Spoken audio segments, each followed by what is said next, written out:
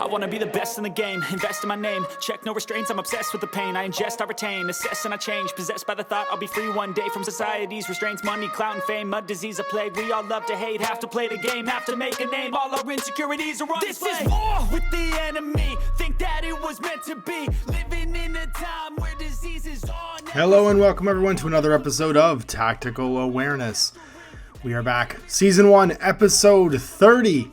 We did it. We completed another faction overview. We're back with Vanilla Yu Jing. I'm joined by my hosts, Owen and Dan, for this final breakdown as we basically cover the mercenary add-ons and some interesting combinations and availabilities that you don't get in the sectorial faction. So let's catch up with first Owen, then Dan, as we had to try and double schedule this thing, work around the fact that Army's down today, and we'll get this one underway.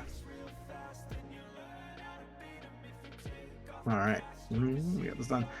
We've had a bunch of leaks, and a bunch of the Army app isn't working online, so this has become a struggle all of a sudden. Well, hey everybody, welcome to another episode of Tactical Awareness, and we are going to be running through and finishing off our Army profiles for Yu Jing with like actual Yu Jing, vanilla Yu Jing.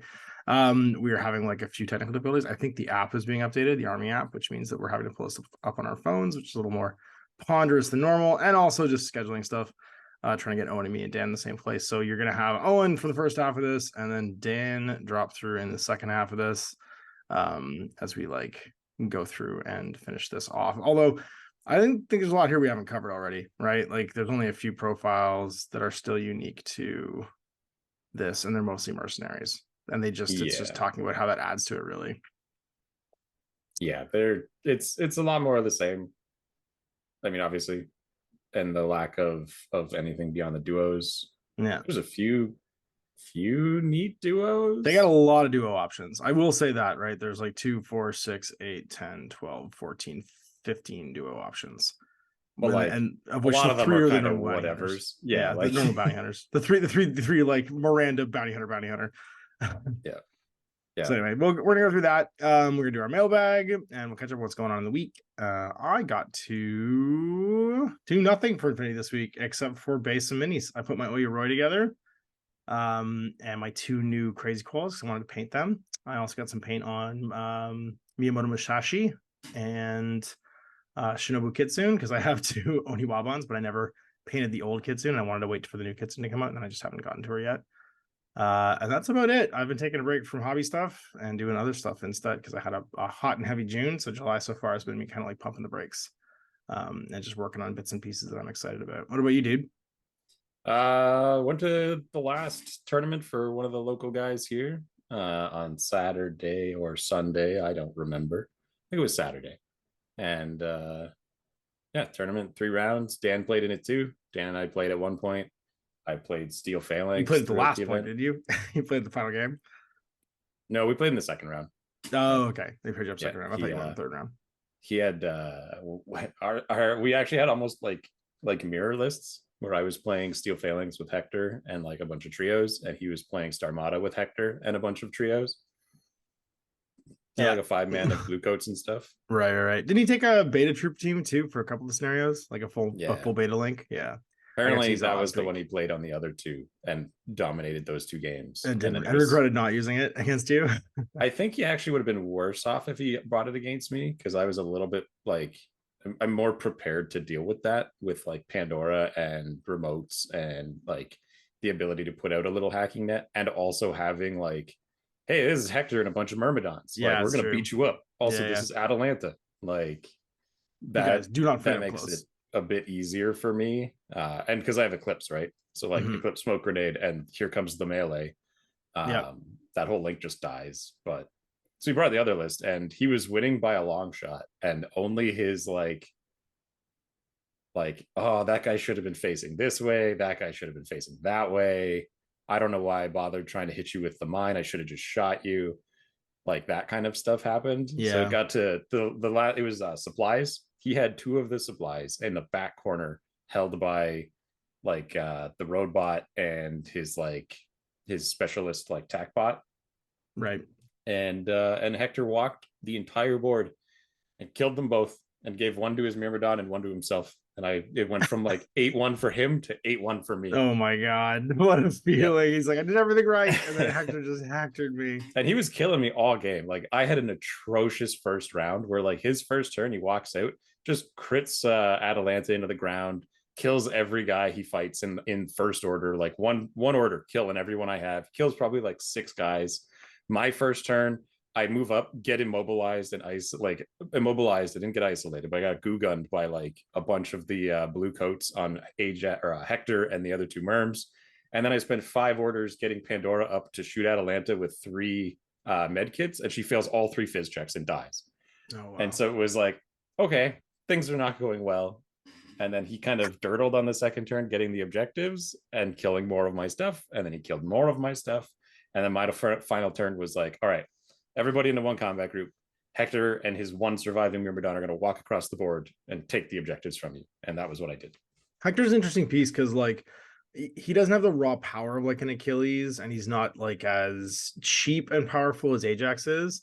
But if you let him get to the late game, the fact that he personally generates so many orders makes him so proof against like just being taken out by his order pool dying. You know what I mean? Some of those other guys are 4 orders, right? Like, just the 2 of them, and I had like a few randoms floating around in my like. I won one of my games, the one where was killing the enemy because Netrods have veteran. That's yep, great. They sure do. Yeah. Where, somebody forgot the Netrods had veteran, or did you remember? I remembered at the end because it was we were playing Firefight, and he killed Hector with a Kitsune, Oniwaban Kitsune. Atalanta put Kitsune down for that, but now I'm in loss of lieutenant. And then it's like, the Oniwaban sitting in the middle of the board. Atalanta uses her own order. I turn 1 order into a regular order, and I use my remaining 2 to walk up and shoot him with a pistol and point blank. Yeah.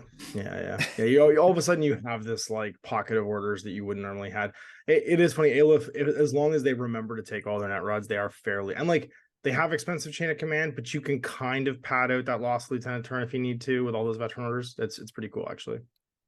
Yeah, that list didn't have chain of command, which is weird for a list or a mission that involves trying to kill people. But the whole shtick there was that I brought 3 HMGs and an Atalanta, where Hector's team was 2 hoplites with HMGs, and like they did nothing. Ajax, the whole SWC. Ajax killed everything. Ajax killed everything by himself, and the other guys did nothing and lost every face-to-face world they were in instantly. As you'd expect. And then other than that, I built, I don't know, 30 models. Like I built 4 tags,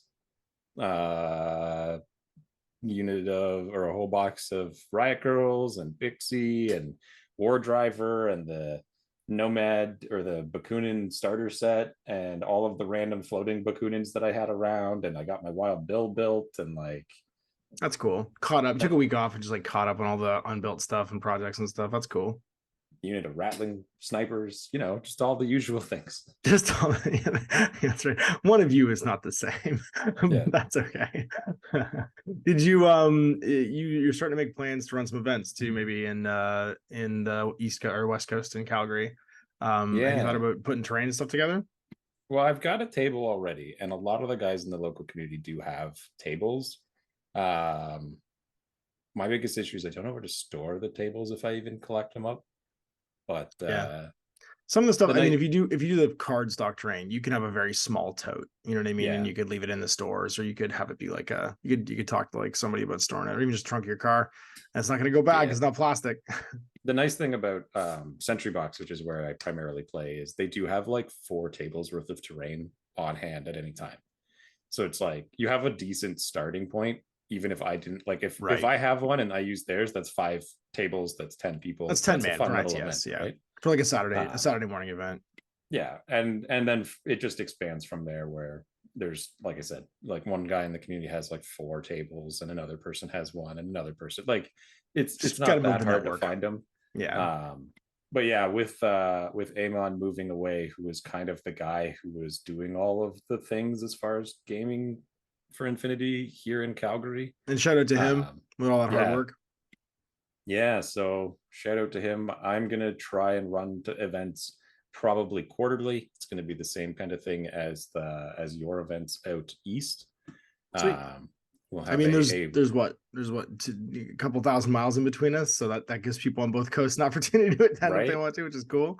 So it'll be once every 3 months. I'm looking at September being the first one here.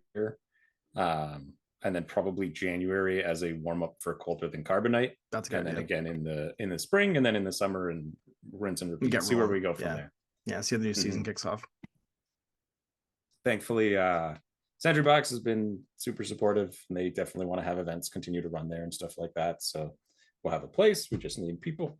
So maybe we'll start a Facebook group or something like that so people can coordinate. Or no, there already is one. There's already a Calgary Facebook group. There's a Facebook group. Yeah, never mind. Yeah, you can look for info there then, I guess. And I think the big thing is most of the folks in the Calgary Facebook group are just busy. And I think less events, but are trying to be bigger is more inclusive to everyone being able to actually go. More time rather to plan. Than like, hey, everyone, we're doing it every third Wednesday or something. Like that doesn't work. Yeah. But if you got like a month and a half or 2 months notice and you know when it's going to come up, then you can actually plan to attend and make time. And then you can collect up some prize support. And you can do stuff like that. So yeah, we can do swag again. People can get their measuring widgets and their objective markers out there. Yeah. And then like we have Carbonite, which is a fun big event, and you can do like a Carbonite warm up because they post what their missions are way in advance. So you do like practice games. Hey, Carbonite's going to be end of February, early March or something. Warmer than Carbonite or something like that. Yeah, colder than Carbonite. Here's the winter offensive in January, and it is like the Carbonite missions, and then you can take a whack at what that feels like. That's perfect. Sweet. That sounds like a productive week of both building and relaxing and playing games. That sounds pretty cool. I'm envious. We also had some news this week. There was some unforeseen released information on the CB website. I guess one of their blog posts like semi became accessible for a short amount of time, and some stuff got seen about the upcoming releases for reinforcements. I don't know. I feel weird about going too big into it, but the one thing I guess we could talk about is the cool picture that got leaked. The removal of Toha. No? Yeah, the removal of Toha. And there was one joke thing too. Yeah, where someone posted like they just didn't fit in for, so they're dead and they're gone. And someone was like, that's not real. That's just somebody typing into a text box and pulling it off the ZB website. So that was very funny. But yeah, there's one picture that came around, which I guess we can't really ignore, and that is the two new tags. Maximus of Aristea fame getting his like manned tag, which would be the first Aleph man tag. It's like a huge power suit basically with a shield. He's got his gun slung on his back, so he's kind of in like a modified version of his Aristea armor. And what looks like a Cascuda, which is the original drop tag. It was the original Explode, which was the huge. It was about as big as a Magariba guard. And it was a combined army tag that was just a giant beetle. So this one's a little bit more like humanoid, I guess, which I kind of wish it wasn't. I'll be honest. I wish it. Sorry. I hate it. Why? But it looks fine. I just hate the push for combined army to be just humans. Yeah. You know what it reminds me of? It reminds me of what was the thing that was bigger than elites? The hunters in Halo. That's what it looks like to me. It looks like they just copied the hunters' homework. Does that make sense? Yeah. Where it's like everything has to have 2 arms and 2 legs. And it's like, why can't you put the weird back in combined army? Come on, they're supposed to be weird. Just give it a third arm out of the chest. Yeah. You know how much that throws things off? It really does. Yeah. When everything's base 3 instead of base 2. Like 3 legs, 3 arms. Perfect. When you get rid of symmetry, it really weirds things up. And I'd be so into that. You get some Lovecraftian anti-symmetry going on in the model designs, and I think that'd be rad. That'd be really cool. It's got the 2 big claw arms, and then it has like smaller chest arms, and they're the ones that hold the guns, and the big claw arms are like CC weapons or something. Yeah, and you keep the arachnid profile, you know what I mean, where like the outer arms, or maybe like what it walks around on the little inner arms, or the everything's crab. Guys. Everything's crap. Fair enough. I mean, it is one of the if you're looking to make a like ambulatory robot, insects are basically ambulatory robots, right? Like they're the perfect base design for any kind of robots. That's why back in like the 80s and 90s, all the mech designs from Japan were like insectoid. Like you had like the spider tank from Ghost in the Shell, all the apple seeds, sort of like insectoid like shaped bioroids and stuff like that were that same idea, because it's smart design, right? And we just follow what nature did. Have you seen the why is everything evolving into crabs stuff going on? I didn't know that was that a meme reference. I did this one right on my head. Is that what that was? Yeah. Okay. Fair enough. No, I don't know what everything's turned into crab. I've seen the South Park where that happens. I don't know anything else about that. There's like a thing called carcinization where basically independent creatures are evolving to have the same traits, but basically the crab body plan, it shows up all the time. You can read up on it in Scientific American. I will. That's really interesting. That like it's just like it's so popular that it just keeps showing up. Why do animals keep evolving into crabs is the title of the article. You find the most interesting things when your YouTube algorithm just goes wild. All right. Let us do some mailbag stuff then. There's nothing for Dan anyway. There's nothing for Dan. Well, we talked about Dan. Dan, you basically filled in for Dan with his tournament experience, which is fine. He's not here, so when he gets in, we'll he won his other games. Oh yeah, to finish that tournament, I came in first. Dan came in second. So there you go. Yeah, I did. There was that. Yeah, somebody posted pictures in the Discord and was like, "Hey, thanks everybody who came to the tournament today." And I was like, "I think I see Owen and Dan in those pictures." He's like, "Yep, they were here." He's like, "It's always good when they come out." And then you were texting me in the thread being like, "I had to fight Dan round 2, and then I won the tournament." And Steel Flanks OP. It's really funny. Steel Phalanx OP. Yeah, Steel Flanks OP. It was happening in both at the same time in the Discord. I was getting like the outside window into it. And then you guys inner monologue while you're playing games is very funny. Anyway. So let's use the mailbag. As usual, if you want to add notes to the mailbag, some people couldn't access it last week for whatever reason. The link hasn't changed, but I'll keep refreshing the link when I do these, I guess. To ask your questions, ask them as you want. We'll answer one per person, up to 3 each week, and we'll just keep going through them until they're gone. So we'll see the listener mailbag now. So Emperor Norton asks to all of us, camo models with mines, when is it worth leaving camo to drop a mine? Do your camo models survive that reveal long enough to also use a mine? Do these profiles ever make sense? So that's a good one. It's funny, camo mine layer, if you don't have mine layer, models with camo and mines, there is that like mental gymnastics of like, do you want to put a mine down? My answer to that one, I don't know what Owen's going to say, but my answer to that one is yes, if you're taking multiples of the same relatively cheap one and you're coordinating. Like if you're turn 1 top of and you're laying a mine net, mines aren't as useful as they used to be with how much shock immune's out there and how much no winning cap shock immune's out there now.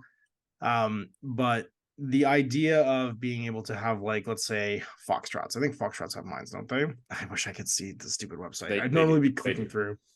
Foxtrots are like 17, 18 points. Yeah. They're camo. One of the variants, if not all of them. Yeah. The camo and the idea there is if you have something that's like sub 20 points that you can have infiltrating in a camo state, being able to spend 2 orders to like have, let's say 3 of them coordinate drop mines and then coordinate back into camo can be super useful for like holding points, right? To move to put a mine where you want it to be, then to go into camo, or even to coordinate into suppression. Like there's a bunch of reasons to be able to do that. But the problem is that answer sucks from the point of view of not every army can do this, and not every army is sort of created equal in that regard of having access to that. So I think it comes down to, does your army have cheat? Like if it's not mine layer, and the question, and that's the point of this question, is that it's not a mine layer model. It's like, when do you reveal to leave? It's when you can safely get back into camo and you're a profile that's cheap enough to want to spend the orders to do that you can take a bunch of them so that you can make it more efficient with things like command tokens. That'd be my answer. What about you, Eb? I think the shotguns all becoming templates has crippled them like horrendously, because like the way I used to crippled. What do you mean? This whole profile type, because like the way I used to do it all the time was the camo guy would on active turn put the mine on the corner and then sidestep shoot you while the mine goes off. But the fact that you can just be like, okay, we're both gonna die, and there's like everyone has a shotgun. Like it's like ubiquitous. Some like there's an entire faction that is just shotguns. I mean, just a word of warning, guys. There is a bias here where Owen plays Hack Islam a lot, so he thinks everyone has a shotgun. Not everyone has a shotgun. Most midfielders do have something like a shotgun or a nanopulsar. I would make the case that more models have a template weapon than don't. Yes, that would be the case. I'm saying don't say shotgun. Yeah, because I don't think it's always a shotgun, because usually it's then it's like a nanopulsar or some kind of offhand template. But I do agree that there's a lot of offhand templates now. Yeah, and the shotguns now becoming templates has basically more than doubled the amount of templates. So a whole faction, faction went to it. Yeah. right? So my thing has always been active turn, walk to the corner, put the mine down, sidestep, duck back, shoot him while the mine goes off. Like that's the job that guy's going to do. And he can do like a little Magariba guard, because there's a lot of instances where you don't quite have the movement to like put it around, like to shoot around the corner, but you could walk up and then put a mine, and the mine will now reach. And then the other one is it kind of slingshots the shot, doesn't it? The other one is I'm gonna die anyway. Like something horrifying is coming down on your camo marker, like a link of heavy infantry or something like that, and they go, I look out at you, and you're like, I do nothing, and he's like, okay, I discover, or he ignores you, whatever the case may be. And then on the next order where it's going to be a discover shoot, or you've already been revealed at that point, you just go, yeah, I play some mine. Yeah. I'm dead anyway. I'm going to make you spend one more order dealing with this nonsense, because you're not going to take a mine for free. I use them to sneakily drop mines around smoke templates too. So like if you've thrown a smoke template on some enemy model you're planning on like attacking, I'll drop mines around it first, and then you could like intuitive attack, or you could fire your MSV guy into the smoke and trigger that guy to make the mines go off. Like there's a few like corner cases where being able to sneak up with a camo marker and then drop a mine super useful. That's kind of what I was saying, but more steps. Like, just to be able to sneak a corner with a mine, and that's difficult to deal with sometimes. I just don't like it because so many of the camo mine guys are like 20 or more points. Yes. And because of that, there's a lot of guys who are sub 20 points that are armed with chain rifles, light shotguns, nanopulsers, or they're just mini chain rifles. Chain and bolts. They go chain bolts, and you're like, well, what's the point? Like, he's gonna just beat me. Like, even if I kill him, it's not worth it. I lost my guy, and my guy was a camo marker paid for, and a mine layer of some type paid for. Yeah. So that's not worth trading is like, I don't care. Go ahead, kill me. Yeah, I'm 5 points. Yeah, Coon Rider, who cares? Yeah. But when you get to quite a few points, like 13, 14 points, they like, yeah, sure. Yeah, they get expensive quick. We've been joined by Dan. He's arrived. Hello. Just in time for the second mailbag question. How are you doing, Dan? Good. What's happening? It's the Calgary Stampede right now in Calgary, so driving has become atrocious, and it's hard for us to sync up our schedule, everybody. So that's why we're having like an overlapping thing today. So our second mailbag question, which is what we're on right now, Dan, is for all of us, but particularly Owen, because this is the way his brain works. What is the dumbest skew you can think of that might actually have some legs in Invincible Army, and why is it always max AVA Yanhuo? This is from Cyrano, man. I already talked about this. It's the job troops. It is. I don't care. It's the Lushi. Is that what they're called? What are they called? Lu Jing. Yeah, Lu Jing. Yeah, those guys are amazing. I still think it's that one. I know people were max. The chat got a lot like argumentative about it, because it's like, oh, it's only damn 12 and they could still dodge and blah blah blah. It's like, I think the consensus was it was dice. It had too many dice rolls for people to think of as a skew, but I think that taking it as a skew is what then offsets those dice rolls, I guess. And also, it's like objectively less dice rolls than gunshots. Sure. And it's more accurate and ignores line of fire and ignores deployment. So like, because they just arrive. Yeah, whatever you want them to be. They go, hey, guy, engage Titanfall. Yeah. I still think the loot, like I have a list. I made it. I've posted it on the Discord. I've talked about it. It's got triple HMG TR bot, quad Lu Jing, Pangalang to drop them, Dao Yang Lieutenant +1 order with Bixie, and then 10 points of bot and war core in group 2. And ideally, you want this on a mission that has very few special objectives that you have to do. Maybe a stand in the room mission where you just coordinate Bixie and the 4 TR bots forward, and then Bixie suppresses in the room and you go, this is what I'm doing. And failing that, you're playing something like Firefight, where you're just dropping on 20s so you can't fail. Just do that. Just go for it. Like, yeah, it's mission dependent. It's not going to be like, yeah, you can do it everywhere always, but welcome to skews. Like, they can't do everything always. That's the shtick. But my favorite is like when people go, oh, but they could dodge. You're like, but then my guy doesn't die, and I have a shotgun beside you. Also, they can always dodge, so it's no different. The only difference is this one hits on a 17 instead of whatever your BS is, which is probably not 17 against that guy. No, it's just a consequence to your dodge, basically. Yeah. And so it's like, oh, you dodged it. Cool. Shotgun.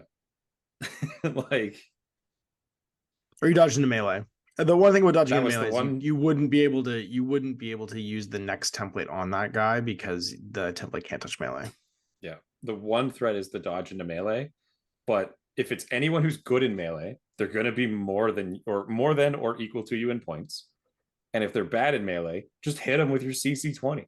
You just punch them in the head. Like, you can take it. You have 2 wounds. You do. Yeah. You are Or you are when the not a second guy- pushover with a shock CC weapon. Or when the second guy who comes down nearby fights and kills something else, he just shoots into the combat with his boarding shotgun. And you go, yeah, whatever. All the choices. One of these is going to miss and hit myself, but I have 2 wounds. And one of these is not going to miss, and you're going to die. Yeah. Little guard guy who got into melee with me. Yeah.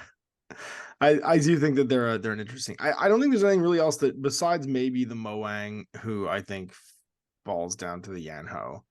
There's not really any skewable, like I think wildly like costed sort of differently things in here, like the Yanho and the I think it's between the 2 of them. The the losing Lushing are the and two, the Yanho yeah. are the 2 that you and the Yanho can have some, obviously their skew is just like 3 Yanho FTOs. Or sorry, 2 Yanho FTOs and a Zuyang. That's how you make them a Harris. You have the Zuyang in there. I just understand why they don't make it so Maowangs can link, but man, I Yeah, wish it's they could. weird. I don't know. I do like the Firewall -6 Zuyang hanging out with those guys though, with Takaware, because you could have a pretty serious Yanho. And then the other Harris. 2 Yanhos are the neurokinetic ones. Why not? I think I mean, if you you're put 'em going in a all the link- way, you just bring all 4. Well, no, you have 2 of them in a link that aren't or are not neurokinetic. Oh, And I see. then the 2 who are not in the link Because you can have are 4, right? neurokinetic. So Oh my what I'm God, saying you is could you have have 2 4, I linked forgot. Yeah, ones. so you Yeah, bring 4. all 4 of them Yeah, and you go all the exactly. way. Yeah, you have 2 neurokinetic ones, and then you also so you have the Harris is missile launcher +1 burst. You have a burst 3 missile launcher and a hyper rapid magnetic cannon, and then the Zuyang with the -6 tin bot. And then you go for the other 2 sitting on their own. You have your max AVA 4. Now, to be fair, that is a 200 point like buy, It's because more they're than all that. even more 225 It's- probably yeah, for 5 models. Yeah, you're gonna get to 10 orders probably, and Maybe. But And I some mean, of those this are is- definitely going to be Sanchis. but I definitely think that, like, as crazy as that is, it's inferior to the losing list. Like, if it comes to like, what would you rather face, right? Like, if I was playing against one and my opponent was going to say, okay, these are your choices. Do you want to fight a bunch of missile heavy infantry or drop troops that explode with shotguns? I would take the missiles every time. Yeah, Because they're still just dudes who are shooting at me, and Yeah, dudes who that's shoot true. at me is everything I fight everywhere all yeah, the that's time. true. Yeah, But 4 guys who are just going to show up somewhere in the board at some point, and there's nothing I can do other than try and watch every spot of the board all the time. And even if I'm doing that, they might just kill the guy on their way down. Like, no, I'll take the drop troops, or rather, I'll take the missile launchers. Thanks. there's gonna be so many missile launchers on that table too. It would be Yeah. insane. There'd be 4 missile launchers on the table, 3 missile launchers on the table. With a It's minimum of bananas. 2 shots apiece. Yeah, with a minimum. That's right, with a minimum of 2 Active shots or all reactive. the time. It doesn't even matter when. Yeah. Yeah. Holy crap. Yeah. Well, that's it. That's the SKUs. And then the last one is from Hibiko. It's for me or Owen. Rodox. Would you ever use them in N4 in Vanilla CA, Morats, or Onyx? Poor Rodox. I have box Rodox I really want to paint. I don't really. I don't know. They were an okay feature of Onyx. Linkable Rodox were, but they lost their core link. That was like their big thing, was you had a Rodoc core, and now you don't. You got a Rodoc Duo or Harris.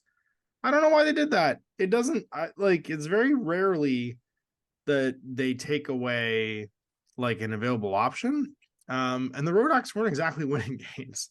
But with the Rodocs no longer having +1 burst shot, like light shotguns, and no longer really doing, I don't know. They're Did they 4-4 have the now, which is Vulcan nice. shotguns? Wasn't that their shtick before? No, they had the double light shotguns. Remember, so they had like burst 5 shotgun. that's right, They were that's linked right. with, Yeah. you went up to 8 inches with them, and they had a burst 5 light shotgun that shot templates in N3. So like you ignored their cover against the shooting and shoot corners with them. They were BS 18 goes to 24, something Yeah. insane like that, like 2021. BS21 light shotguns, which was cool, but like, yeah, it's not. It's just gone. So the profiles, I maybe I'd use them, but there's a lot of super jump in combined army. If you're gonna take them in vanilla, in Morats, they just don't really do anything more interesting than like the varied linkable stuff that you already have. You know what I mean? Like you have so many fire team options. I guess in Morats, do they have a bigger link in Morats now? I'm curious Still about Harris. that. Just a Harris, Ugh. Do they get the strategic deployment in vanilla is my question. I don't know. Because being able to get that forward duo. deploy on a Ragnarok, well, because you can throw the wild cards and they gain that ability. Yeah, because you can forward deploy the Ractraks, yeah. Or Kornak or an Anyat. But like I don't know if any of those actually. I think Anyat's the one that would do it, because that. Anyat's like an Eclipse or a smoke specialist, right? So Anyat might be worth having forward deploy. So you could do a link of like a Rodok with that ability, insert another Rodok, and then Anyat, and you have kind of something happen in there. But then you got to bring Anyat, who's like fine. She's real good. When you start comparing Anyat to other profiles, she's actually really cheap for a Morat with all that gear. She's a very competitive profile, because when you start to get to like button pushing specialists, you're in like the 30 to 40 point range in Morats, because they're Morats, right? Because they start with that base profile. It's so good. And like she has some very cool gear like EM grenades and smoke grenades. But the problem for me is that like I think the Tyrock kind of does that job just better. Like I could bring her and she can walk the one step, and I'll have two Tyrocks sitting on rooftops instead. But they're Harris, I don't know. That's the only thing I could see doing it, is giving it that strategic deployment. They got just they just got a weird kind of toss solid profile now. I don't know. I'm not super into them. I don't think they're bad, but the problem is that every list they're in, they compete with something that's like kind of fundamental to what that list does, that makes it, I don't know. Like, I don't know why I take them. You know what I mean? In comparison to those other things. So it's certainly hard when they're basically like they're fighting with Yaogats for price. Yeah. Like I get it. It's a 4-point difference, and 4 points is a lot. But like Big Link, MSV2, number 2 versus Mim 3 and Super Jump. Yeah, I mean, they're also fighting with Raziats, right? Who are in the 30-ish point range and have like deployments on Parachutist, right? With like martial arts too, and guns and specialist profiles. Like, yeah, they're relatively cheap, but they don't, I don't know. I think when they had an HMG, which they lost and turned into a Spitfire, and when they had the double light shotgun, they had some profiles I would definitely take. I don't think I would take them over their competitors now. Like, that Spitfire is cool if he had some way of getting himself up board. Unless he takes the strategic deployment friend, he doesn't get to really. So yeah, I don't know. But that's it. I guess I would say Rodok, strategic deployment, paramedic, hacker, or something. Spitfire, maybe in the angle shoot. Yeah, or even I'm just thinking those 3 because they only want to fight at short range. They have a hacking device, which gets them doing a bunch of the special objectives. They have strategic deployment to move up, and then they have the burst 2 paramedic in Fizz Good the faction. Yeah, in Fizz 60% pass rate with 2 dice usually. Like, it's so expensive for what it is, but at least it means that if they're in group 2 and they're your little 3-man guys in group 2, they're starting up 4 inches, so they're a free order.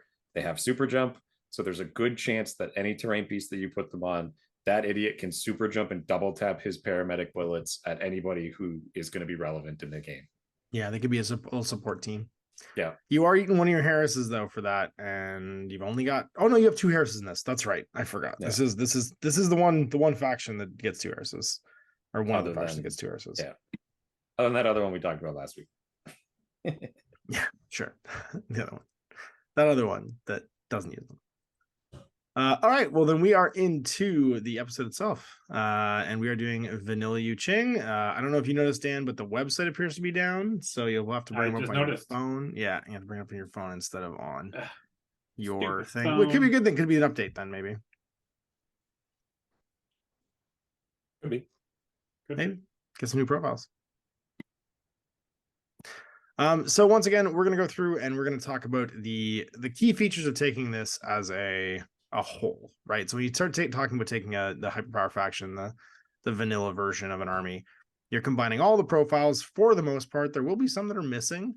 Like, for instance, Pandora is not in vanilla Aleph. This is super weird. But you will have access to combinations of troops and a few duos to add those things together. They do get a tag duo in this faction, which I think is pretty cool. And you have access to 2 duos, including the Zuyongs, the Wu Ming, the Guizhou, which is one of your tags, the Pheasant, you can have one of, 2 Shangjis, which we both know are fantastic, which means your Guja can be with attack aware -6 Tinbot if you want it to be. The Sujan can also be in this. Moang, Cockram FTO, the Zhuzhak, Jinko, Hulang FTO, Bao Troops, yay, and then the mandatory bounty hunters of Miranda and the 2 bounty hunters, one which is motorized. So you do have some fire team options in here for duos, which is kind of neat. And we can play around with those. But for the most part, there's no new profiles in here. And I don't think we haven't covered in the first 3 episodes. You do get access to some bounty hunters, though. Not bounty hunters, mercenaries, sorry. So like Ada's in here. I think she's in a couple of the sectorials, but she's in the mainline one.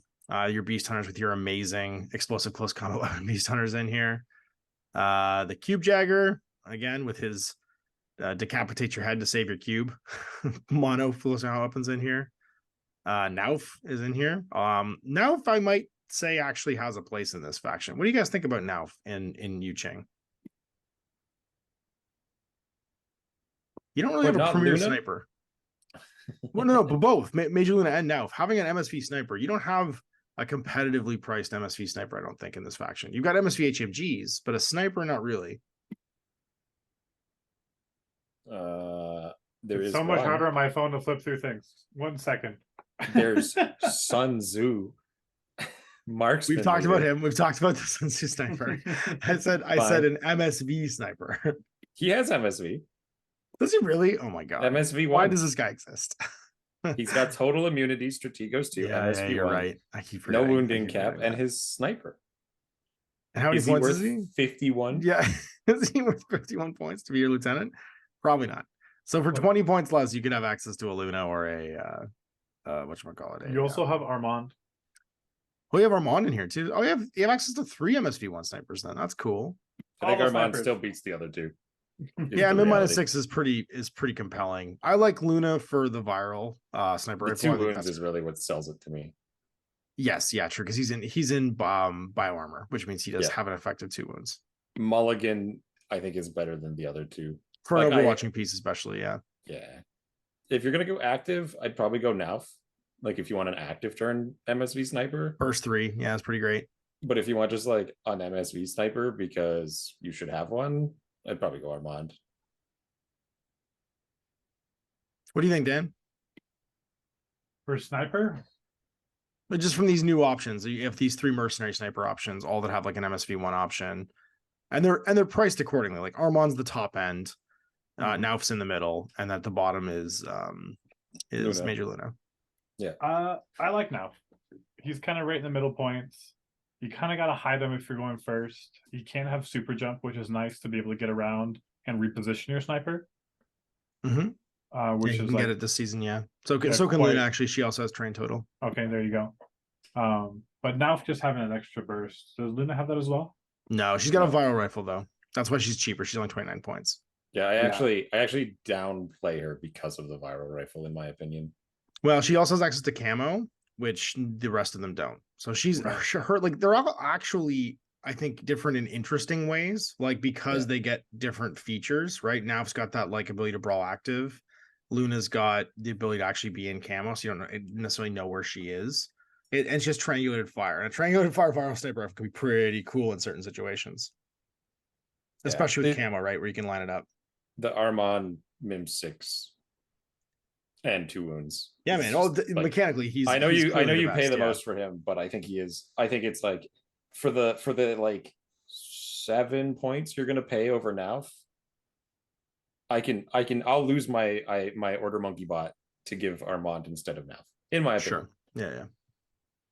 Yeah. And he's actually weirdly good in close combat with a +1 burst breaker pistol, Natural Born Warrior, and CC21. He's actually weirdly good at fighting up close. Yeah. And he's CC attack +1 damage, which is also weirdly useful.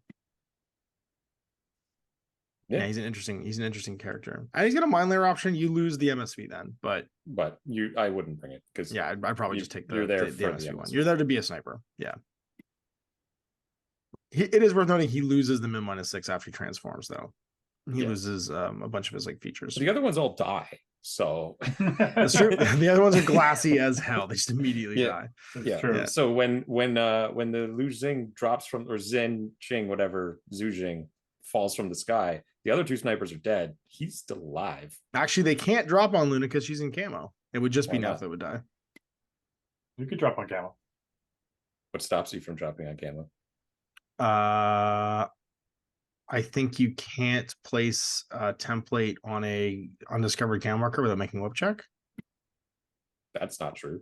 Are you sure? Other people nearby. Because you can intuitive attack it. I mean, you can clip her. If someone else was nearby, you could. I think that might be the requirement. Yeah, that's what I mean. I think you can't just tap the camo marker by itself because you don't know it's there. That's probably true. Yeah, I think it cancels the attack.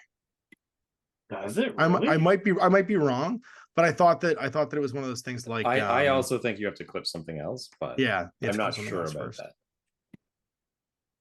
I think you just hit him. It'd be cool if you did. I mean, there are cases where you can instantly hit stuff, but usually there has to be like an equipment piece next to them or another model. But you don't target anything with the drop. You just go in and it goes boom. Yeah, like, it's true. Yeah, maybe it works. Like it's not even optional. It just happens. Explode's optional, isn't it? Explosion is optional. Oh. Not optional. You have to explode every time. You heard it here first. Yeah. It's a moral. He only knows how to drop one way. That's right. Moral of the story is tell us in the comments. I still like Armand. Yeah, I gotcha. His model sucks though. The other two definitely have better models. There's the limited edition model is nicer than the pistol pointy model, I think. They're still both inferior to Nauf and he's got a cool patch jacket. He's got a cut off jean jacket. Nauf is the best of those models, though. You're right. All right, so then on top of that, there's access to a Krakot, which is cool. Libertos, you can have a Libertos as well if you want your mandatory Libertos. You get access to Monstruckers, which is, in my opinion, a much better engineer option than most of your engineers that aren't like a character like Kirk Cockrum. Yeah, if you want a cheap engineer, a cheap Monstructor for 12 points with 2 orders, climbing plus, and drop bears is pretty legit. I love Monstruckers, and I'm excited they're in here. They're awesome. Yeah, they're fantastic. They're not quite as good as oh shoot, what are they called? Irmandinos, but they're still pretty great. I mean, for 12 points. Oh, he's not impetuous though, is he? Oh, he's only got 1 order. Sorry, I was mixing him up with Irmandinos who have 2 orders because they're also impetuous. But it doesn't mean they can use cover, which is nice. 12 points is cheap as hell for an engineer, though. It's so nice having like a TR bot on a rooftop, and then like he's just down below, and all of a sudden you're like, I climb up the wall and get him back up, and everyone's like, what? Drop bears are legit too. When you're Fizz 12, being able to put a drop bear on a 15, and then just come around the corner. He usually gets put to work, and then if you go first or whatever, just throwing that drop bear down is just good defense. Mm-hmm. You can get Octavia, who's also a great Beast Hunter proxy. Still. You have access to a Rem Racer, which means you can support your remotes. So that Rishi does love having a Rem Racer. The Rishi is not linkable in here, but because you mix all your stuff together, right? You got Visors and Smoke in the same group. You got Shaolin Monks, Rishis, all this good stuff. So you can, like, which of the Rem Racer options do you think is the best for the Rishi? The 21.1 is the basic one. The 15.1 is the 15.1 is the basic one for just +1 BS. Yeah. Is there any with the +1 BS? Yeah, the cheaper. You don't want the hacking device one because you can get a Whip 13 hacker out of it too for 6 extra points. Oh, that does make them on the rest of my list. Yeah, that does make them susceptible to then dying from anti-hacking, right? Right. You can have Tao Wu, who is a nice cheap counterintelligence choice. Although he was available in what faction was he available in? Was it White Banner? I think he was in White Banner, wasn't he? I think so. Yeah. And then you get Wild Bill, who isn't linkable, but I mean, he's here. One day when we talk about US Area, Wild Bill will finally get his moment. He will have his moment in the sun. It's true. Yeah. After being showing up again and again and being like, and then there's Wild Bill. Moving on. He finally has his family that he can hang out with. When he His can become peoples. part of a 5-man core team and get the benefits and still have all of his shticks. Yeah. And be like, yeah, I shoot people at 16 with my pistols. I don't give a crap. I hit them on 16s. Pow pow. Burst 5. And if you're looking for the most expensive chain of command option, you can get yourself a John Hawkwood. I mean, he's still cool. I shouldn't bag on John Hawkwood too much. Mid -3, no wounding cap, shock immune, total terrain. You can have a Red Fury, a K1 marksman rifle, which is actually a really cool gun. And there's that Red Fury chain of command option as well. I like that K1 marksman rifle one. He's a neat profile. Yeah, I think we passed over the Dao Ying, which we've talked about before, but I think the Dao Ying really shines in vanilla. Okay, go ahead. Why is that? Just because you get those extra orders. Because when you're in vanilla, you lose the order efficiency of moving people around in fire teams, and so just having that extra order, and having plenty of NCO in the faction. There are 5, and notably, in my opinion, 1 real hero NCO. For 22 points, a camo lieutenant with +1 order is really cool, actually. Yeah, and the fact that a Hacktow can be NCO. Sure can. Yeah. and you have enough little mine layers that you can put down enough stuff to kind of make it a big enough shell game that they don't know exactly where you are. And he's a decent fighter. Like, you're not just gonna go after that guy. He's shock immune camo, right? Surprise attack with a boarding shotgun. Like, he can fight. He can defend himself. Yep. Yeah. We got 22 point options, great. And we have Owen's favorite unit in the game, the Digger. Yeah, not linkable here, but I don't know, man. For 14 points, you can take 2. Still bring them. You still bring them every game. Like, you never know, right? Like, they're so good. Is there any army that can take 2 Diggers that you haven't taken 2 Diggers in? Because I've not yet painted my Diggers. I should, though. I use them in every game that I can bring them. They're so efficient. Like, they're so useful. Like, I always try and link them if I can, and these guys can't link them, so there might be a case against it. But like, I roll on the booty. What did I get? 8-4? Okay. Sniper rifle? I drive 8 and I run you. Yeah. Well, I mean, if you get a sniper, you just don't bother. You just drive around and hit him with the chain rifles. But like, so good. And occasionally they're mid-6 or total immunity or whatever it was. Yeah. Madness. Yeah. Yeah, they're not really Yu Jing, but you now have access to these really cheap 2 and heavy infantry guys. And they can be surprisingly cool when they roll good equipment. What do you think about them, Dan? Oh yeah, they're fantastic. Question: with all the NCO stuff, when you use the lieutenant order with an NCO, do you have to declare use of the NCO skill?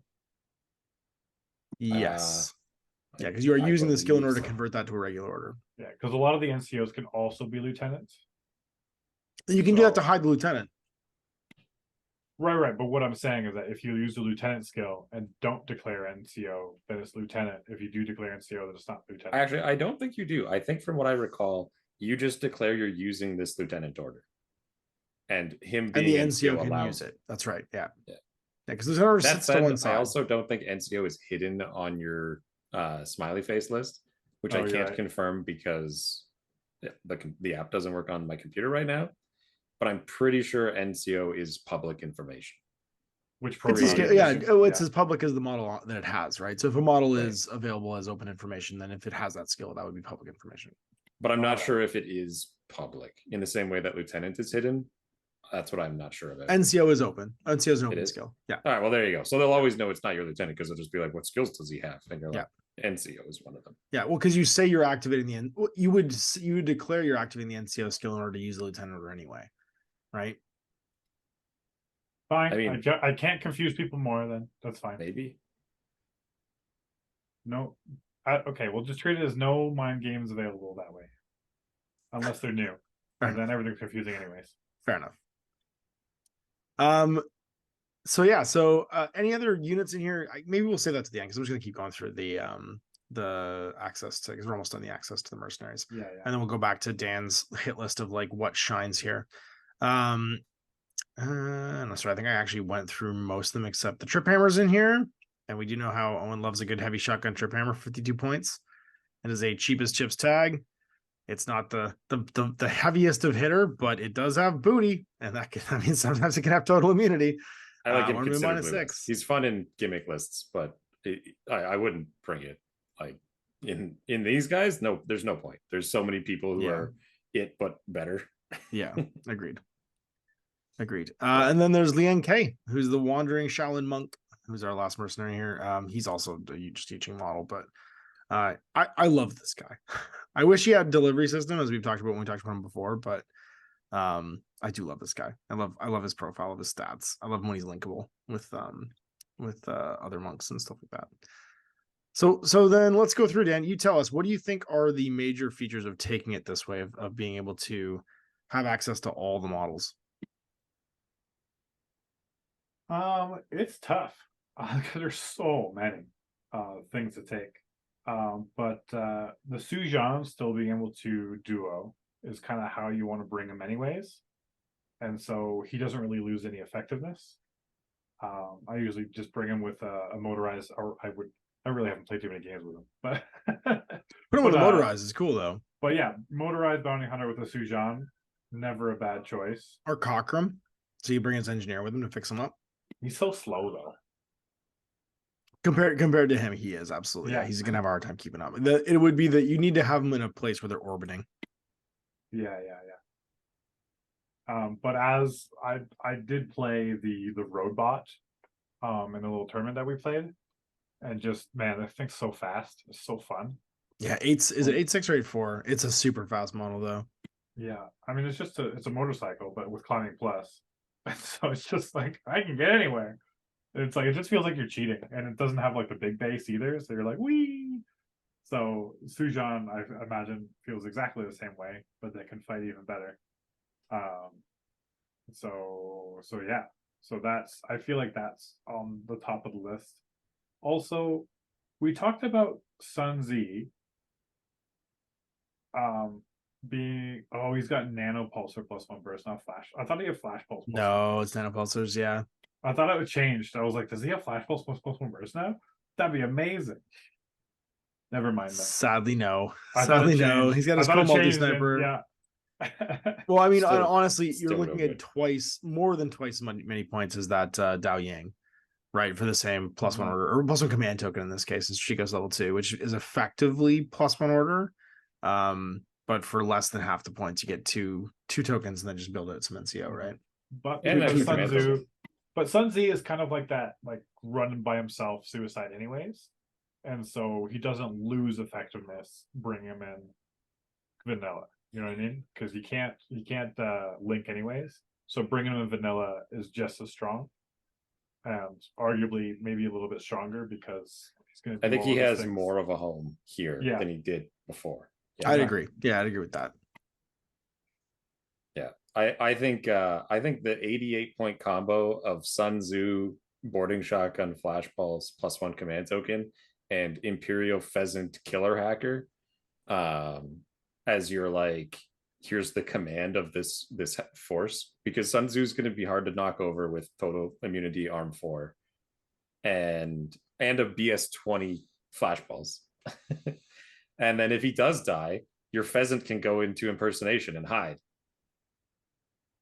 And they are chain of command. Chain of command. Yeah, that's right. And so you're fine. You'll just dodge that whole problem. And then it's kind of 90 points for 3 guys, or for 3 orders anyway, because it's turning your lieutenant into regular. But that would be a list that you're not going to lean on NCO. Like, I think if you're going to play the NCO game and bring the Hack Tau, who I think is the guy, you go the other direction and you bring camo +1 order. Dao Yang, is that what it was called? It's Dao Yang. Yeah, for 22 points, and he's like a boarding shotgun Dao Yang. Yeah, that's the other way I would go. Like, it's pick which side of that coin you want to do. You get one big hitting piece, yeah. And I do love the Hack Tau. I think the Hack Tau really does shine here compared to the other factions, because he's not fighting against trying to build a fire team. That would be my pick. I love the miniature for the Hack Tau, and like the NCO HMG. He has mobility issues in that he doesn't have infiltration, right? So you're having to get him up table somehow. But I do love the hacker and the HMG. Surprise, -12. Yeah, exactly. he's real good at just like scalpeling out a piece. as long as it's not too heavily armored, because obviously it doesn't have a lot of AP in here. But an HMG will fix most infantry problems that you have. Sometimes the BS14, lots of shots will solve the problem. Sometimes, yeah. It just takes longer usually is what I'm saying. Although a minus 12 missile launcher shot can be pretty great too. The problem is that once he's done that minus 12 missile launcher shot, he's kind of sitting there just firing single missiles. Yeah, I think if I'm gonna bring a Hack Tau, he's gonna be the NCO HMG, and I'm gonna do the Dao Ying plus the Hack Tau. Yeah. And if I want to break that up, I'm gonna go Shien on the other side of the coin. And you can still take that pheasant. I think that pheasant chain of command is useful in all those lists. Yeah, he's less required with command here is pretty crazy. I do think, and the fact that they're all viable, like Mine Layer, Emitter, Mad Trap Pheasant is solid. Like he's just good. Definitely. Whip 14 Killer Hacker Pheasant, also fine. You're gonna have some repeaters out there. I feel like the Blue Wolf has some use in this too. If we're gonna scroll down the tags now of heavy infantry, the Gwage is an okay tag. I think the Blue Wolf, because again, it's that same as the Hacktow principle. You're not trying to build a fire team, so you're not requiring multiples of the same, maybe expensive miniature to make your fire team have composition bonuses and stuff. Having like a hitting piece like this in the Sujan, he becomes more interesting. Having a BS14 Stingray series set like Arm 6 BTS sort of size tag with an AP Spitfire, so you can brawl other tags inside that 16-inch range band. You get some legs out of this guy, and then I don't know, a 10-inch Berserk move with a DA close combat weapon and CC23. It's pretty cool. You CC26 when he berserks. This faction has a lot of single powerhouse guys. Yeah, I don't know if he's worth the 71 points though. Yeah, the 49-point Shang-Chi cool model with Takaware kind of does the same job. Sure with does. His AP HMG. Yeah, and he can do it. Yeah. But he's 22 points cheaper. So it's like, oh, that's a lot. Like 22 points is another guy. Like that's almost paying your chain of command tax right then and there. Different jobs though, right? This guy's got a CC threat. He's faster. He's got some things going on. They're both Takaware. Yeah. And he's got a damage 15 AP. It's the same gun, right? It's just it brawls inside. It has. I look at that as a hunting piece versus a sit back and fight piece. Yeah, you got to remember with the +1 burst, he does have an AP Spitfire burst 5 always. Sure does. At BS14. At BS14, yeah, it's damage 15 Spitfire at burst 5. Like he is a serious hunting piece for like any of those SWC weapons that have a 0 band at 16, because he's gonna still have his +3. He's gonna have decent armor, and he's gonna have all that AP for tracking down and cracking armor 8s and stuff like that. Doesn't want to fight TI BS20 flashballs. Sure doesn't. But then luckily they're on the same team, so it doesn't matter. I don't think there's much else here because we're just talking about duos. I do like that Su Zhang with the Authorized Bounty Hunter duo. I think you could probably put him with Cochrane. I really wish that the Blue Wolf it wasn't the Gwage that was in here as a fire team. I wish it was the Blue Wolf. Gwage and Cochrane could still do it too. Is there a Jujak engineer? Because that might actually be a cheaper option for an engineer to hang out with Sujan, and he's 6'2". I think there is. I think there's a Jujak engineer. Yes, there is. 30 points. There you go. So yeah, there's a cheaper option there too. Does he have a Tinbot? No. The other one has the Tinbot, but he doesn't. I still like the Luduan Rishi combo. You only get one of each, but it's still like four Rishis just hanging out, and you don't know which one's which. And I think the Canron is still super very solid. Like that. Oh, for sure. Yeah, they were solid in their own list though. What about the Long Yaz? You can bring 2 of them. You sure can. And if you're gonna go a little more rem heavy, and you're gonna want that the Evo Hacker, then you get the baggage as well to be able to reload the Panzerfaust and the Flemish Spears. But like, because they have surprise attack, don't they? Yeah, they do. They do. They have like one use, I think, don't they? Or maybe it's all time.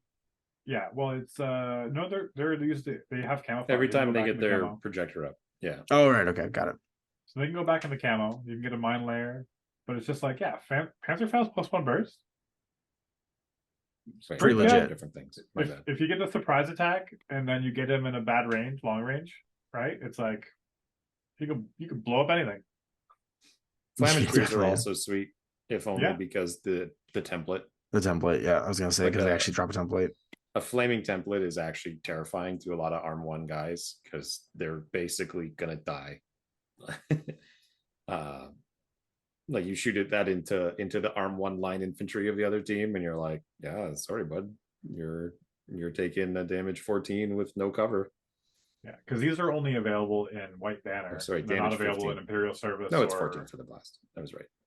Yeah, so they're only available in Vanilla and White Banner. So I think they have a place here. I'm putting them in a list.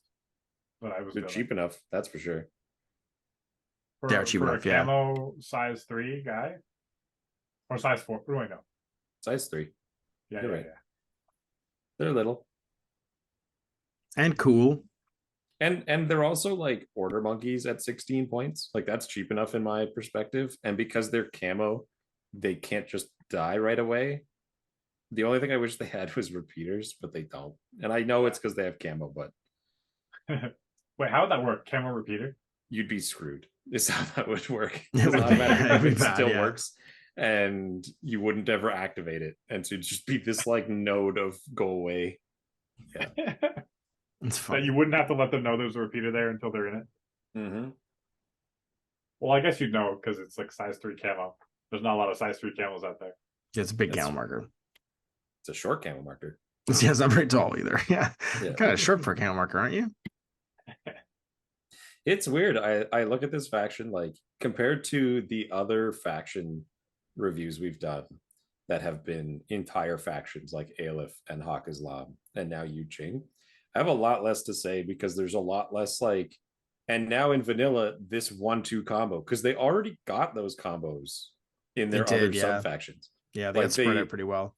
And they didn't bring something suddenly new. So like with Aleph, it was like now the smoke and the MSV has come together. And you're like, okay, what can we do with that? And with Hawk Islam, it's like, and here comes all of our, they're not mercenaries. They work for us guys who don't show up in the sub factions.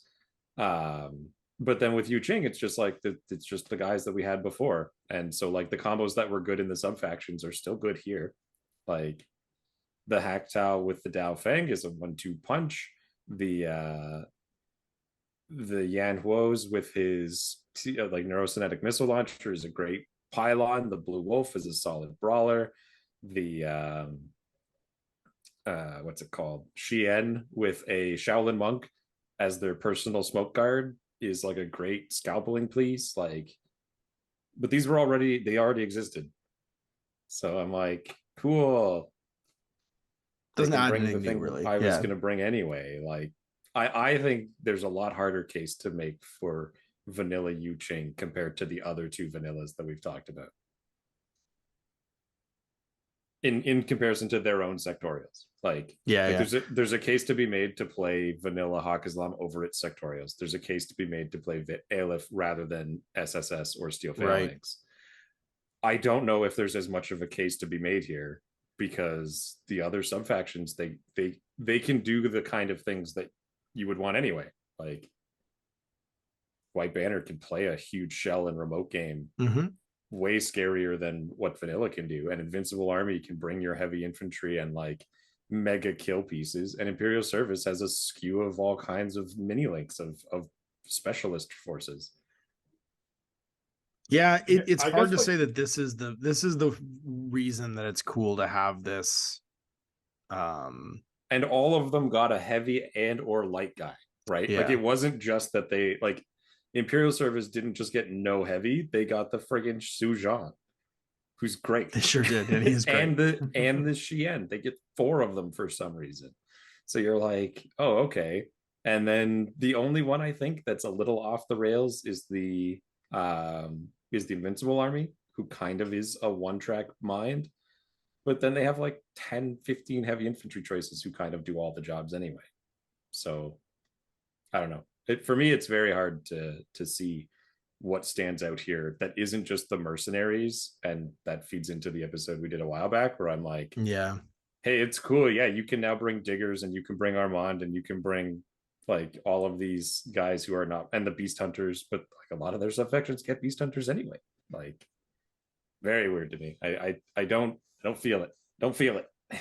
There isn't a specific draw, I guess. Not that I'm saying it's bad, because I actually played Vanilla Yu Jing at Winter War as the ringer, and quite liked them. Like, I thought they had a lot of legs. There was a lot of neat stuff available, basically, because I was playing a mix like that. But I do see what you're saying, where it's like, that mix kind of already exists. Yeah, exactly. Like, if you have, so like everyone's gonna have their like personal like things they like. Like, if you like the Hack Tau, Vanilla can do the Hack Tau perfectly fine in a way that is as good as the other sectorials, because now you're going to get to fill it with all of the little random little bits that will make that more effective. But like, Imperial Service could just do it too. Wait, no, sorry, theirs is the Xian. Is it the Invincible Army that's the Hack Tau one? Yeah, so Invincible Army does it too. And then they get all the other things Invincible Army gets. Yeah, well, it's kind of like, I look at Vanilla and I'm like, okay, well, I can still take the little prison dudes, the what's their faces? Quan Chi. Yeah, the Quan Chi. So you can still take like the 4 Quan Chi and the Sushokar with smoke, right? And then you can take the cool heavy dudes from like Invincible Army and or whatever. And like the Dao Ying isn't available in all the other ones. So like, just having him available with different combos, it opens up. I think when you're enjoying a certain model and a certain combos, it just gives you all that flexibility which you wouldn't have otherwise. And I guess your argument is like they're kind of the same, so it doesn't matter what version of your gunfighter you bring. But I don't know. Well, I'm saying it's personal style, right? Like, they all have the same-ish kind of job. Like, you put these guys all down as gunfighters, right? Yeah, like these are scalpeling pieces who don't actually need much outside support. They don't need to be in a link. They're great. They have solid enough stats. Maybe the weakest, as in it needs someone else the most, is the Xian, who really wants a smoke person nearby. But Shaoling monks or Zhangxis are dirt cheap and will do the job. So there you go. That makes up for it. But like the Sujan, great. Whether he's linked or by himself, he's still great. The Blue Wolf is in the same boat. The Mao Wang, the Xian, the Hack Tau. For me, I would say, if anyone asked me and they wanted to play Yu Jing, I'd say look at the sectorials. And how much do you like the Blue Wolf? Because if you really like him, I think he's the only thing that Yu Jing as a vanilla faction is better. It's a reason to take him there, yeah. Yeah, because I think the White Banner is got a lot of cool stuff. What they do with the Blue Wolf is not one of them. It doesn't add an extra value, yeah. He's like, yeah, I'm also here, guys. Don't worry, I can duo with myself and Adel. Whereas Adel's just riding him like Battle Cat. Yeah, like, hey, I'm here too. Whereas here you could be like, this is it. That's cool. But he has a lot of legs in the vanilla factions, yeah. Those are the key features, I think. And then the mercenary mix that you can always get can add some stuff too, right? I think if you were starting off the faction and you found like those 2 or 3 models that you really liked in Yu Jing, like maybe you were the person like me who likes Sun Tzu and sees that like you could do some funny stuff here. You could go like Sun Tzu, Blue Wolf, and then all the mercenaries. Sure could. And that's basically, you can just transplant that from faction to faction, and you only need what, 2 models, 3 if you really need the you probably do need the chain command guy, but yeah, or the dying, or the pheasant, yeah. Well, it's funny you should mention all those things, because that's the list I made. So it's time for Listorama. Listorama. My Listorama is 2 combat groups. And I did a combat group like middle split. So I have roughly the same number of orders in each group. In group 1, I have 2 lieutenants, 6 regular, an irregular, and an impetuous. So that's a grand total of 8, 10. And then in group 2, I have 5 regular, 2 irregular, and 3 impetuous. So again, 10. So I got 20 orders all through and in 2 combat groups. And the idea is to split the fighting pieces to where they can best use those orders in between, right? So group 1's got a Long Ya, Rem Racer, which is the hacker version, because I wanted to have some hacking presence.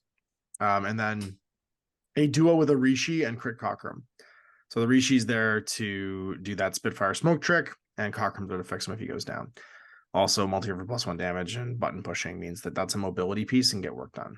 Then I got that Dao Ying with the +1 order and boarding shotgun, Hack Tao NCO, and a Shaolin monk whose job is just to follow the Rishi around and throw smoke grenades on it, right? So those 2 free orders are always going to get used. Then in group 2, we've got a Blue Wolf. We've got a Monstrucker to follow him around. We have a Celestial Guard Monitor and 3 Quang Shi, and that's just there to power that Blue Wolf and generally like jam the midfield and just make it hard to move around with all those chain rifles. You'll probably use the Impetuous Orders maybe turn 1, probably not turn 2, and then turn 3 to go hunt pieces down. And they're just designed to like split around. And you've got the Black Up Smoke Grenade Launcher from the Celestial Guard if the Shaolin goes down for smoking the Rishi. And that's it. Pretty meat and potatoes. 3 really decent hitting pieces in the Hack Tao, the Rishi, and the Blue Wolf, and then some backup hitting pieces in the form of Crit Cockrum if I need them, and that Long Yat to just cause trouble with all that mind laying and weird bursty stuff. That's my list. Do you have a Celestial Guard with a Quang Shi? I do, yeah. Okay, we're good then. It's Monitor and 3 guys. I got a green check mark. I'm good. Ah. I got a green check mark. I'll post it. I have to post the silly version of these pictures in the chat, but I will. What about you guys? What'd you make? I gotta find one more point somewhere. 1 second. Are you struggling to get a Yao Zhao in there somehow? I'm just 1 point over. I gotta figure out what I can cut. I like the cut of your jib. Right, That's why it's so hard to catch it. Yeah, you go first, then we'll have Dan. I mean, mine is like a variant of yours, in all fairness. So group 1, I have Sun Tzu Big Edition, 60 points with his +1 command token, boarding shotgun, flashball, breaker pistol, followed immediately by the Killer Hacker Pheasant to be his chain of command.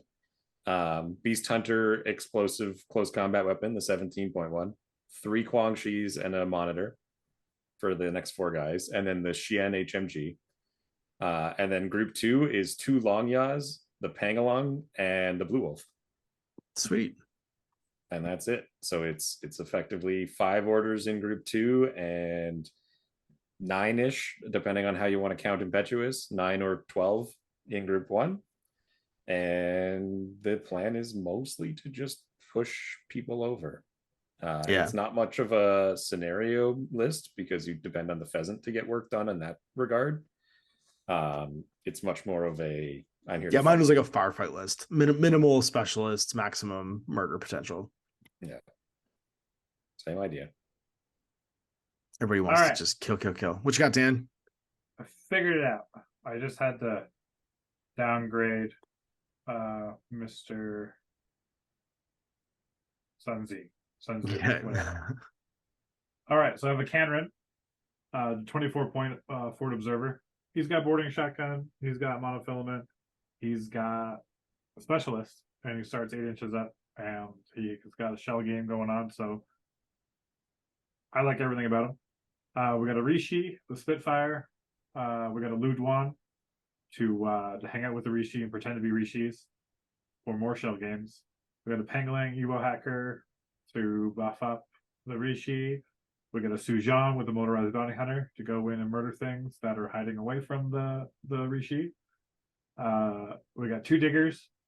We got Sunzi with the boarding shotgun to also go scalp out things. The Sujan also has a heavy shotgun. So I kind of have like the Sujan goes in the first turn and murders all he can, and then Sun Tzu goes in like the next turn and kills all he can, kind of thing.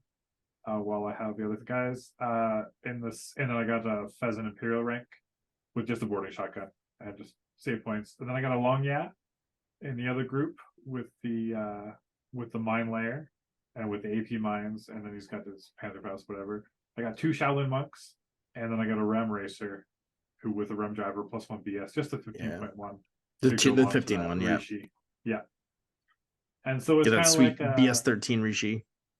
Yeah, so I got some smoke, kind of not super long range stuff, but so I might suffer a little bit from snipers. But otherwise, I think the Rishi with the Spitfire and MSV with smoke could do a lot of damage, and then and even against snipers, because they usually don't have tons of burst. The Long Yat just kind of walking up a camo and throwing a couple Panther Faust their way. That could be quite scary.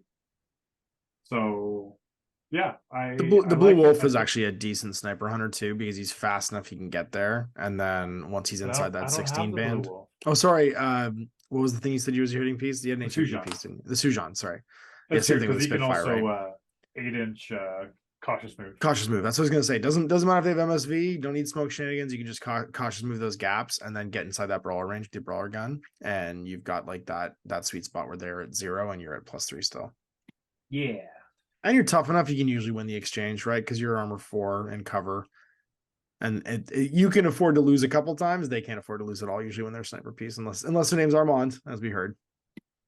Or Sun And what I like is even when they're in high mobility form, they're still BS12. I mean, they go to BS14, so you're hitting on 20s right? With the shotgun. With the +1 burst. So it's like, this is nice. And armor 5 actually and cover. Oh, that's right. They're base 5, aren't they? Yeah. Armor 8. Yeah. So anyway, they're super solid. So I don't know. I think I really like this army, and I can't build it in the other factions. And you get to work on all the other factions at the same time. Sorry. I was just gonna say the one I posted in the chat there, I did remake it because I realized that it was not viable for doing scenario play. So there is a variant that I'm now actually posting as my here's what I think is cool. Could this be a white banner army? Yes. Right. But I did it in vanilla because sure. The one thing worth noting is we are posting the phone app codes. So if you guys can't open them on the whenever it actually comes back. No, the phone app will work on the. Oh, does it work now? It's the other. No, it's the other way that's wrong. Oh, it's the other way around. Computer won't work on your phone, but phone works on computer. Got it. Yeah. Okay. I do kind of feel like it is a white banner army, but then I get the Diggers, I get the Sujan. Is Sun Z in white banner? No. I actually think I'm thinking of Invincible. No, the Imperial Service. Imperial Service. Sorry, yeah. Oh yeah, you have my list is an Imperial Service. My list is an Imperial Service list. That's what I'm thinking of. Got it. Yeah, you're pretty much right. I think the only things you can't take are some. I don't think you can take 2 ninjas.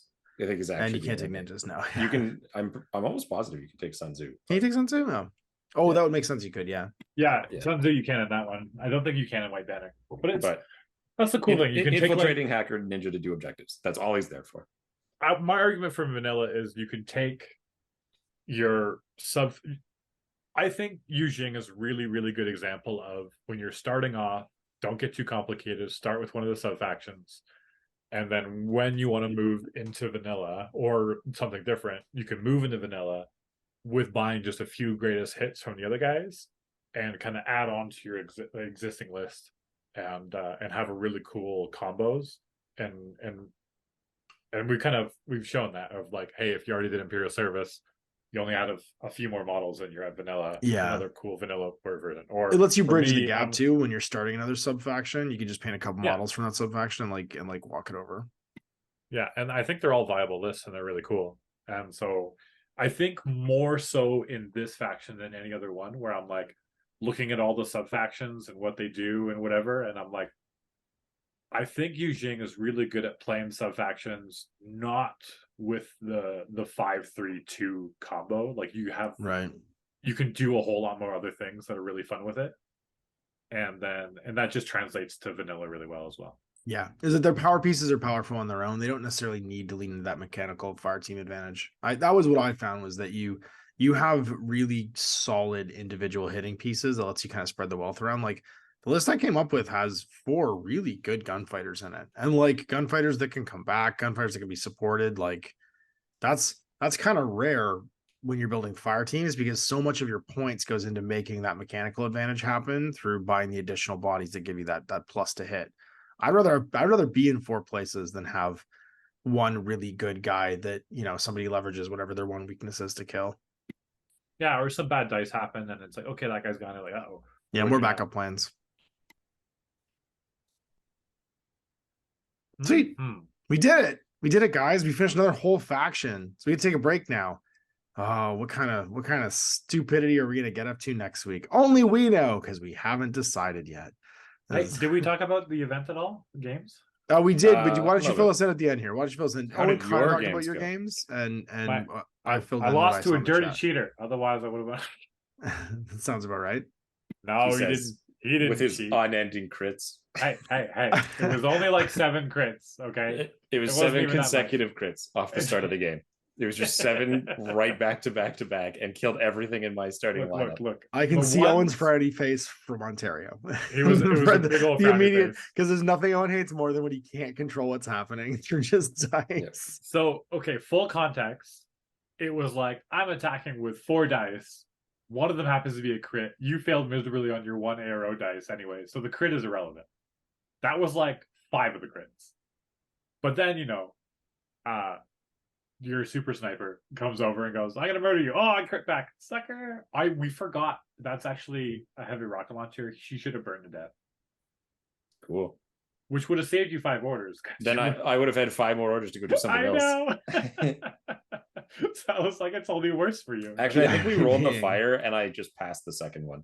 Oh, did you? I think that's what happened. I couldn't remember. Yeah, I don't remember perfectly either, but in the end, it worked out in your favor that I lived because it made it worse for me. Anyway, so my first game quickly, I was under the impression that enclosed room meant like any room that you're in with like a roof over it. So I was like, oh, so you can't, like, if I'm targeted, you can't shoot guided missiles into the armory because I'm in the armory. Yeah. So I may have cheated a lot, but at the same time, I climbed 30 inches up the walls, and I could have climbed 24 and done a bunch of resets and gotten it off me.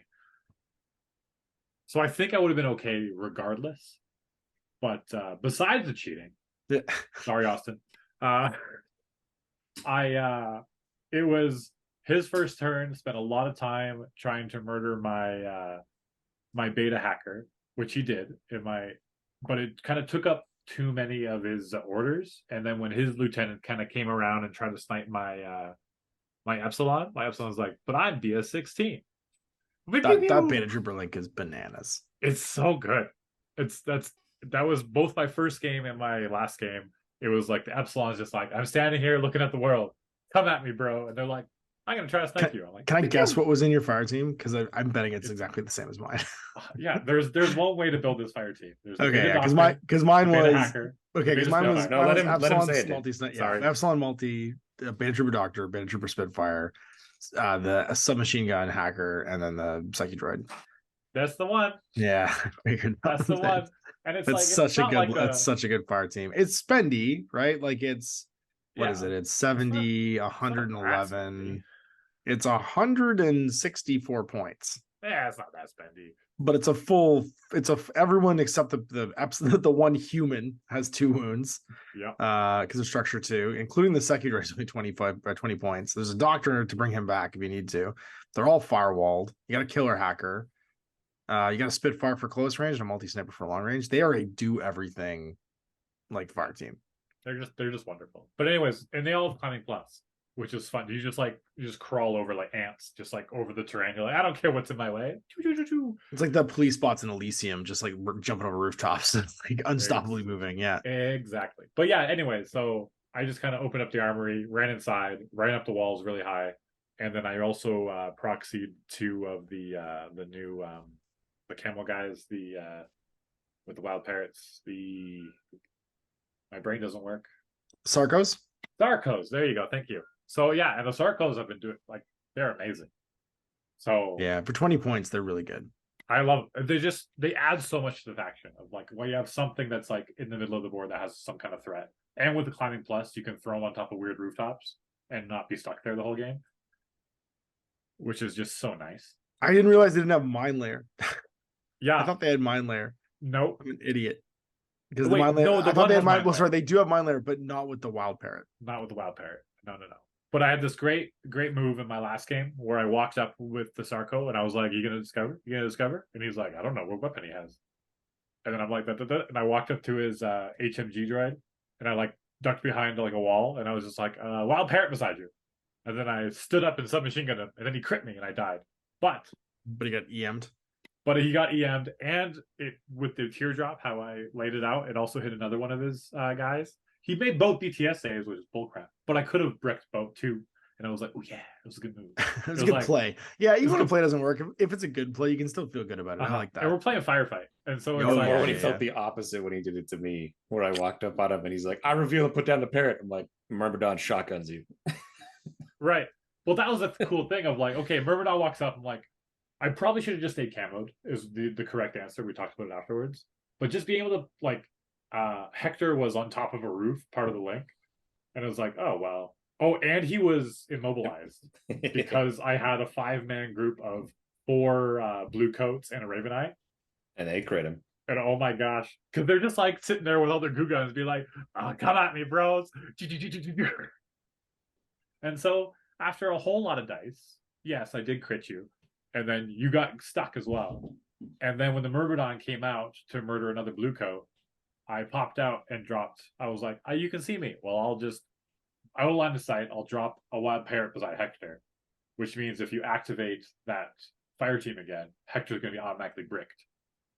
But then, of course, there was a little droid that ran up and ate the mine and survived it.